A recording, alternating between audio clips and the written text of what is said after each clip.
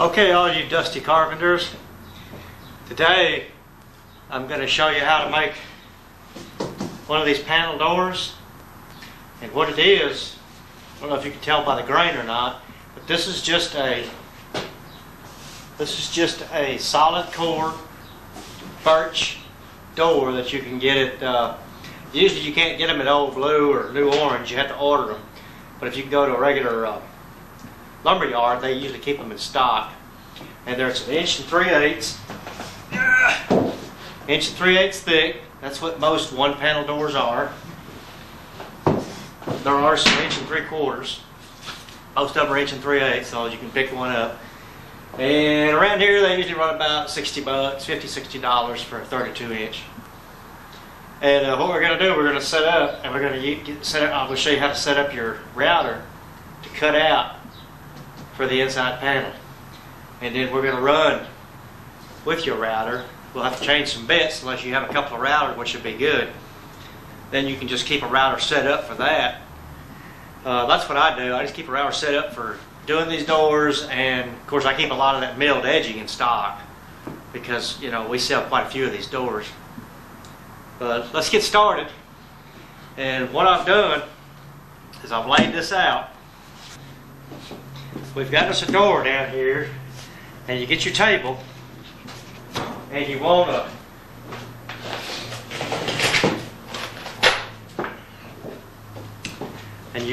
some kind of support under the table so you don't want to cut into your table. Piece of sheetrock, piece of cardboard, anything, because you want your door to set flat so that when you cut the inside of your panel out, your panel doesn't drop, and as your router's running along, your router doesn't tip and then snipe out the inside edge of your door where you're going to put the molding. Alright, the next thing you do, you get your pieces, and I usually use 1/2 inch thick MDF. And we've got 4 inch. Now usually the width on the side of the door that comes right down in here, it's usually 4 1/4. So we've got some long links, as you can see, that run down the whole length of the door. Put these on the side. You need 2 long ones. Then you're going to need some shorter ones, and you can usually just cut these off. This will be for the top. And as you can see, I've drilled and countersunk some holes, so when our screws go in here, we just go through it, and when we're through, we back them out. These templates are good over and over and over. Okay, that would go at the top. You got your middle one. Most of your middle rails on those 2 panel doors, usually anywhere from 7. I've had them where they've been 7 1/4 up to 9 1/2. And the same way with the bottom. You know, there's one that goes at the bottom. On a 2 panel door, you got one that goes in the center. So you'll need 2 of these, and you'll just have to, you know, cut them as you need them. And you can, you know, if you want to do this, if you want to do, you know, some of these for profit, well then you need to keep all these around because you'll be using them over and over and over. But anyway, we have one for the bottom here. We have one for the middle, and then one for the top. So we really got the top one, we got the middle one, and then we have the end one. And then of course we have the 2 sides. And now on the sides, what you want is you want to make sure you come right to your edge. You want to figure out where your edge is, come right to it. Make sure you go the whole length of the door. And then you want your others to set right up against the edge, wherever. You'll have to locate this where it goes. So you'll have a door, or you'll have some measurements off a door where you can do them yourself. you can get where these are located. Usually it's like 21 inches, 23 inches for the bottom. Top is usually whatever's left over, 44. Whatever the case may be. Like I said, I've ran into 3 different styles of 2-panel doors. All the 1-panel doors all seem to be the same.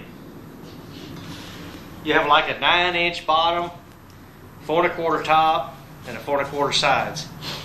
The 2 panels are the only ones that vary a little bit. And you can make 2 panel, you can make 3 panel, you can make 4 panel, and you can make 5 panel doors out of these things. And they still stay pretty strong. And it'd be best, you know, if it's going to be a lot of traffic, you want to get you a good door. So make sure that when you buy one, you don't skimp on the price if it's going to be a well-traveled area. If it's going to be like a closet, something like that, you definitely want a good door. If it's going to be like a storage room or something off the side of the house, or a bedroom door that's never going to be closed, maybe 3 or 4 times a year, you know, you don't need that quality of a door. Okay, we're going to screw these down and get ready to, and then I'll get ready to show you how the router works on this. I usually use 1 1/4 screws because they seem to grab pretty much as well as anything. You can use some really small finish nails too. They leave a lot smaller hole in the door, easier to patch.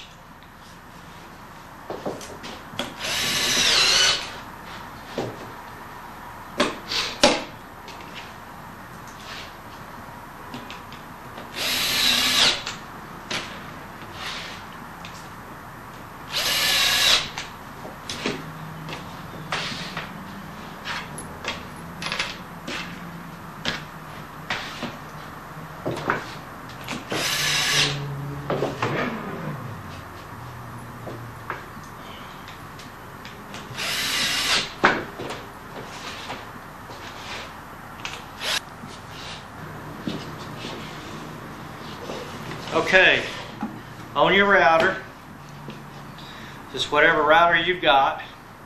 Of course, you've got the collet that gets screwed in here to where you have the edge of the collet that rides against your material, which is going to be your guide. This material, which is going to be your guide for this to rub up against. And then you have the router bit up inside.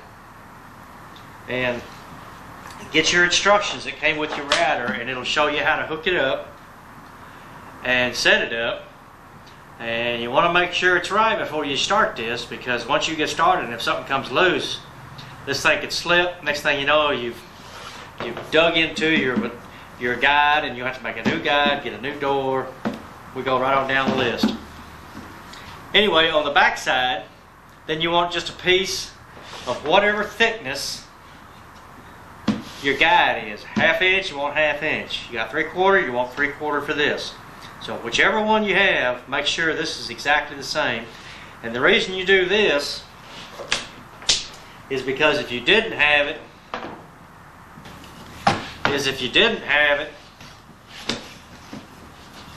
what would happen is the edge, the gap that you have from the bottom of the router to the inside of your door, the router would try to dip down. And as it's dipping down, then as you can see, as it's dipping down, you're digging in to the bottom edge. You're digging, as it's running along, and you're dipping into your edge of your door. And this keeps it, as you can see, this keeps it from doing that. In other words, it can't dip with this on here. If you didn't have that on there, then this thing could dip down. Okay, you need this because what this does, it keeps it from dipping. As you're running along, you've got the space. You've got the space under here. And your router would dip, and as it's dipping, it would be digging in to the back side of your door, and you don't want that. So what I do, and a router is, you're not going to ruin it because there's enough holes in it already, is I've just drilled, of course in this particular case, I just drill 3 holes in the router and go through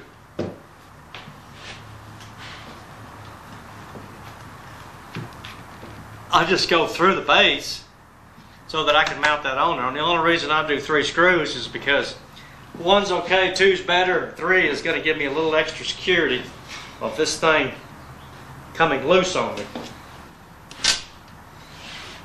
Okay, now we're ready. So what are we going to do? We're going to set up and we're going to run and cut the inside of this panel out.